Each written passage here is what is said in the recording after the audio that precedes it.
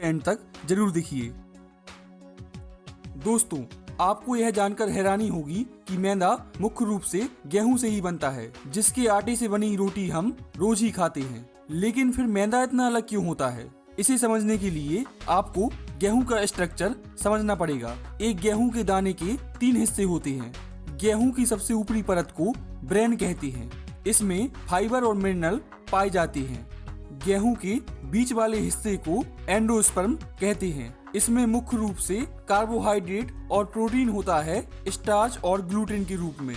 और गेहूं के सबसे बीच वाले हिस्से को जर्म कहते हैं, जिसमें विटामिन और मिनरल्स होते हैं।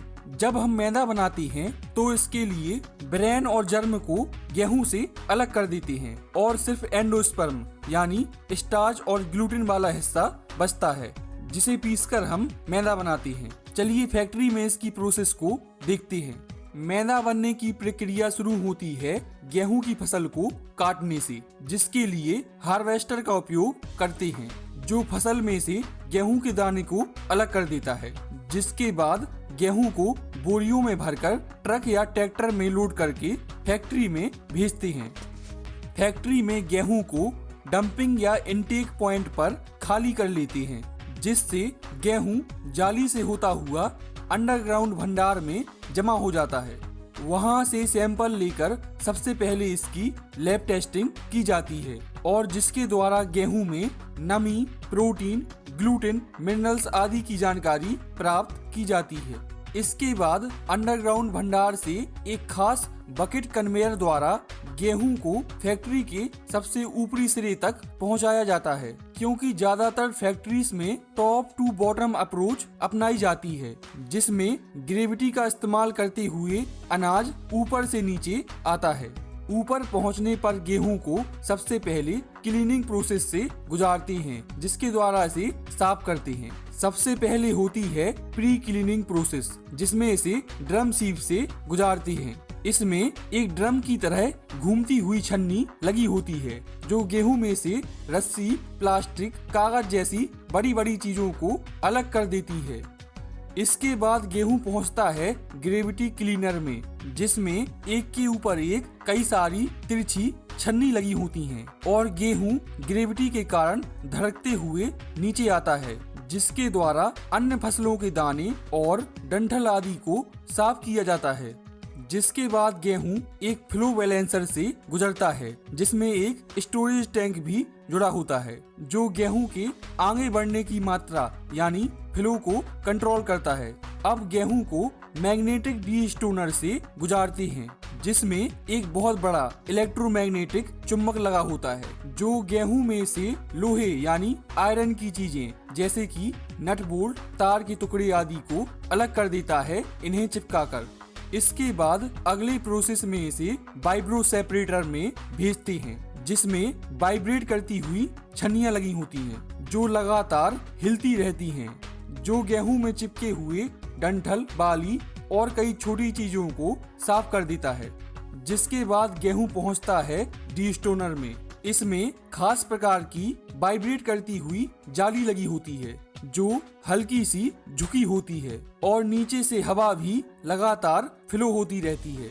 जब गेहूं इसके ऊपर से गुजरता है तो गेहूं में मौजूद पत्थर, कंकड़ और कांच के टुकड़े भारी होने के कारण नीचे बैठ जाते हैं और गेहूं हल्का होने की वजह से ऊपर आ जाता है और नीचे से आती हुई हवा इसे दोबारा मिक्स नहीं होने देती और इसे ऊपर ही बनाए रखती है, जिस वजह से जाली के संपर्क में मौजूद कंकड़ पत्थर के टुकड़े जाली के खास डिजाइन की वजह से ऊपर की ओर बढ़ने लगते हैं और गेहूं ग्रेविटी के कारण नीचे की ओर आने लगता है, जो नीचे साइड में एक तरफ आ जाता है, जबकि कंकड़ पत्थर दूसरी साइड कंटेनर में इकट्ठा हो जाते हैं।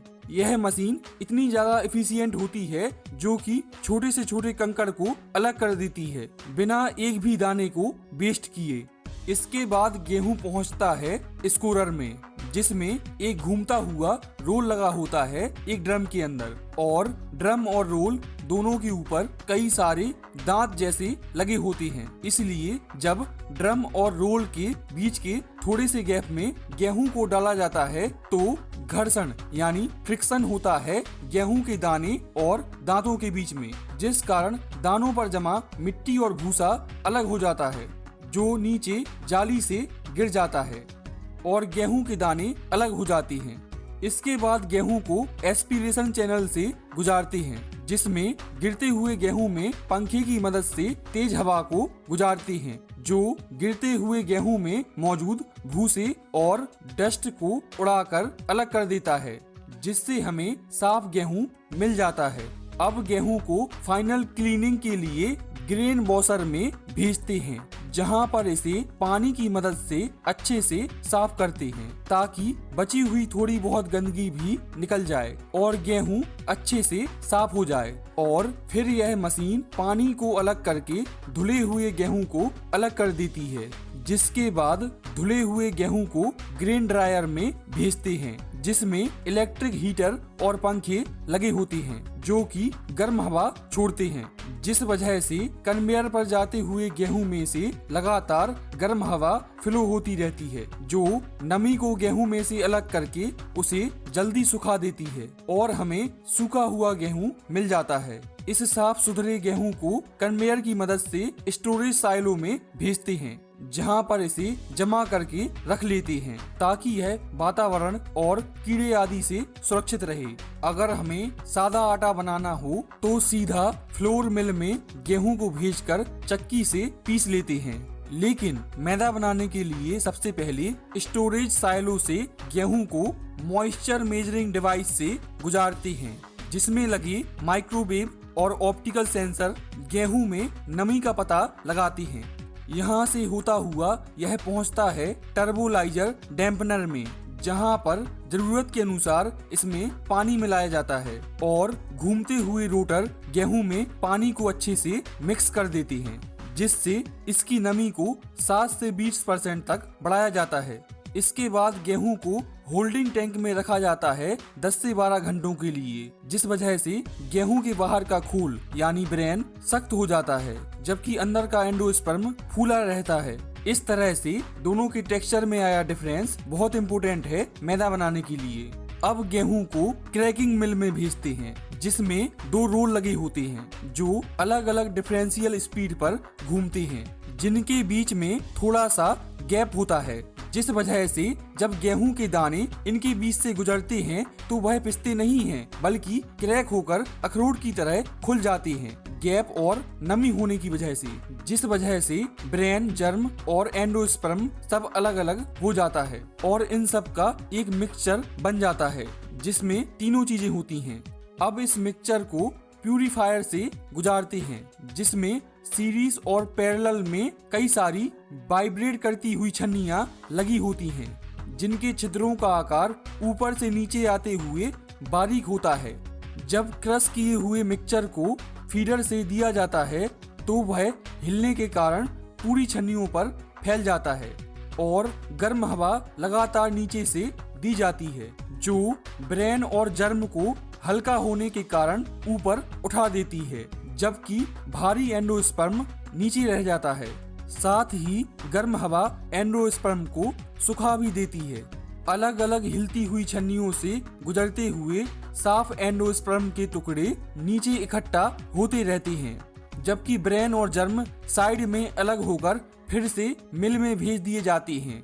नीचे इकट्ठा हुए एंडोस्पर्म के टुकड़े जो छन्ने के बाद हमें मिलते हैं, इसे ही हम सेमोलिना या सूजी कहते हैं, जो कि हलवा बनाने में इस्तेमाल होती है, जिसकी मदद से फिर आगे मैदा भी बनता है। मैदा बनाने के लिए सूजी यानी सेमोलिना को रोलर मिल में भेजते हैं, जहां पर इसे फीड रोलर की मदद से एक सा फैलाकर ग्राइंडिंग रोलर के बीच में पीसा जाता है और इसे ज्यादा बारीक पीसने के लिए सीरीज में लगे एक के बाद एक कई सारे रोलर के बीच में से पीसते हैं, जब तक इसके पार्टिकल का साइज 200 माइक्रोन से कम ना हो जाए, जहां से फिर इसे प्लान शिफ्टर में भेजते हैं, जिसमें एक के ऊपर एक कई सारी बहुत ज्यादा बारीक छन्नियां लगी होती हैं कई सारे बॉक्सेस में, जो लगातार हिलती रहती हैं काउंटर वेट मैकेनिज्म के कारण।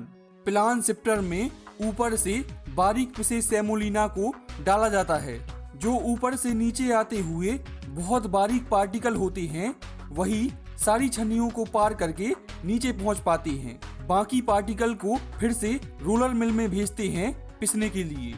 सबसे आखिरी में छन्ने के बाद जो आटा मिलता है उसके पार्टिकल का साइज 10 से 100 माइक्रोन के बीच में होता है। इसे ही हम मैदा कहते हैं।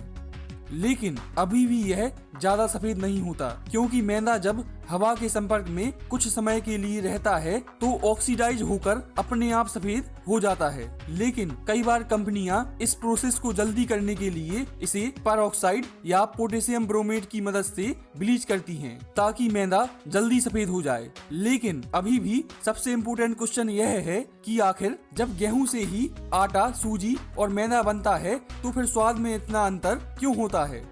इसका सबसे पहला कारण है मैदा में ब्रेन और जर्म का ना होना, जिसमें फाइबर और मिनरल होते हैं जो कार्बोहाइड्रेट के स्वाद को कम कर देते हैं। और दूसरा सबसे बड़ा कारण है पार्टिकल साइज। गेहूं से बने दलिये के पार्टिकल का साइज 1000 से 1500 माइक्रोन के बीच में होता है। सूजी के पार्टिकल 400 से 800 माइक्रोन के होते हैं और आटे के पार्टिकल 300 से 400 माइक्रोन के होते हैं। वहीं मैदे के पार्टिकल सिर्फ 10 से 100 माइक्रोन के बीच में होते हैं। और हम आपको बता दें कि पार्टिकल का साइज जितना कम होगा वह उतनी ही जल्दी लार के साथ घुलकर ज्यादा टेस्ट देगा और पेट में भी जल्दी पचकर ग्लूकोज में बदलकर एनर्जी देगा। यही कारण है कि बीमार लोगों को गेहूं का दलिया खिलाया जाता है, क्योंकि उसके पार्टिकल बहुत बड़े होते हैं और धीरे धीरे पचते हैं। जबकि डायबिटीज वाले लोगों को मैदा से दूर रहने की सलाह दी जाती है, क्योंकि बहुत छोटे पार्टिकल होने के कारण वह जल्दी पचकर ग्लूकोज यानी शुगर लेवल को बढ़ा देता है। तो यह थी मैदा बनने की पूरी कहानी। दोस्तों, इस वीडियो को बनाने में बहुत मेहनत लगी है, इसलिए अगर वीडियो अच्छी लगी हो तो लाइक करें, चैनल को सब्सक्राइब करें और दोस्तों के साथ शेयर करना बिल्कुल ना भूलें। मिलते हैं किसी दूसरी वीडियो में।